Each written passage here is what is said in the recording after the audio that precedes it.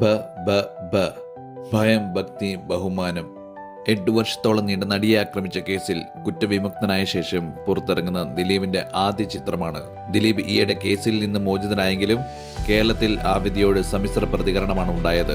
നവാഗതനായ ധനഞ്ജയ് ശങ്കർ സംവിധാനം ചെയ്ത് ഫഹീം സഫറും നൂറിൻ ഷെരീഫും ചേർന്ന് രചിച്ച ബ ബ ബ ഒരു ആക്ഷൻ കോമഡിയായി കൊട്ടിഘോഷിക്കപ്പെട്ടെങ്കിലും അടിസ്ഥാനപരമായി ഇതൊരു മെറ്റാ സ്വഭാവമുള്ള പ്രതികാര കഥയാണ്. ഗൃഹാതുരതരം, ആക്ഷേപഹാസ്യം, 90കളുടെ അവസാനത്തിലും 2000ങ്ങളിലും ജനപ്രിയമായിരുന്ന ദിലീപിന്റെ പഴയ കോമഡി ശൈലി എന്നിവയാണ് ചിത്രം പ്രധാനമായും ആശ്രയിക്കുന്നത്.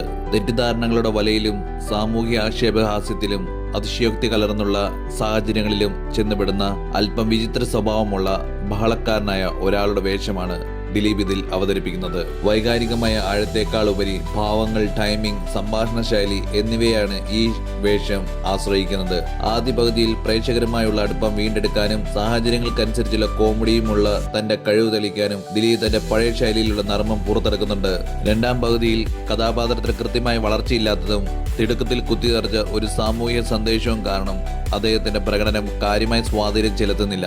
എഴുത്തുകാരനായ ഫഹീം സഫറും നൂറിൻ ഷെരീഫും ആഴമില്ലാത്ത ഒരു കഥാപാത്രത്തെ കേന്ദ്രീകരിച്ച് ദുർബലമായ ഒരു പ്രതികാര കഥയാണ് മെനഞ്ഞെടുത്തത്. താൻ ചെയ്യുന്നത് ശരിയാണെന്ന് വിശ്വസിച്ച് ഒരു തട്ടിക്കൊണ്ട് പോകലുമായി ബന്ധപ്പെട്ട് പ്രതികാരത്തിനിറങ്ങുന്ന ഒരു ഭ്രാന്തൻ കഥാപാത്രം എന്നത് കേൾക്കുമ്പോൾ മികച്ചതായി തോന്നാമെങ്കിലും സ്ക്രീനിൽ അത് ഫലപ്രദമായി എത്തിക്കുന്നതിൽ പരാജയപ്പെട്ടു. വിനീത് ശ്രീനിവാസൻ, ധ്യാൻ ശ്രീനിവാസൻ, അശോകൻ, സിദ്ധാർത്ഥ് ഭരതൻ തുടങ്ങിയ നടന്മാരുടെ സാന്നിധ്യം സിനിമയ്ക്ക് ഗുണം ചെയ്യുമെന്ന് കരുതിയെങ്കിലും വെറും കോമഡിക്ക് വേണ്ടിയുള്ള ഉപകരണങ്ങളായി അവർ ചുരുങ്ങിപ്പോയി. തമാശ ഉണ്ടാക്കാനും ആശയക്കുഴപ്പങ്ങൾ സൃഷ്ടിക്കാനും നായകന്റെ സാഹചര്യങ്ങളെ പെരുപ്പിച്ചു കാണിക്കാനും മാത്രമാണ് ഈ സഹതാരങ്ങൾ നിലനിൽക്കുന്നത്.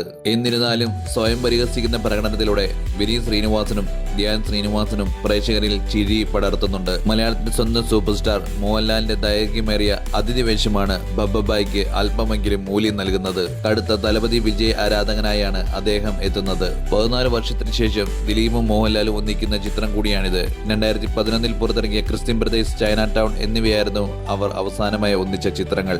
നടിയെ ആക്രമിച്ച കേസിന് ശേഷം അദ്ദേഹത്തിന്റെ തകർന്ന കരിയർ വീണ്ടെടുക്കാനുള്ള സഹായമായിട്ടാണ് മോഹൻലാലിന്റെ സാന്നിധ്യത്തെ നമുക്ക് കാണാൻ സാധിക്കുന്നത്. എന്നിരുന്നാലും വലിയ ആക്ഷൻ രംഗങ്ങൾ ഒരുക്കുന്നതിൽ നവാഗത സംവിധായകൻ ധനഞ്ജയ് ശങ്കർ മികവ് പുലർത്തുന്നുണ്ട്. ഇന്റർവെല്ലിന് തൊട്ടു മുമ്പുള്ള കാർ ചേസും പോലീസ് ഗ്യാങ് ഏറ്റുമുട്ടലും എടുത്തു പറയേണ്ടതാണ്. റെട്രോ ഗാനങ്ങളും മികച്ച ക്യാമറ വർക്കും ഇതിന് മാറ്റുകൂട്ടുന്നു. ഈ വീഡിയോ ഇഷ്ടപ്പെട്ടാൽ ദയവായി ലൈക്ക് അടിച്ച് സബ്സ്ക്രൈബ് ചെയ്യുക.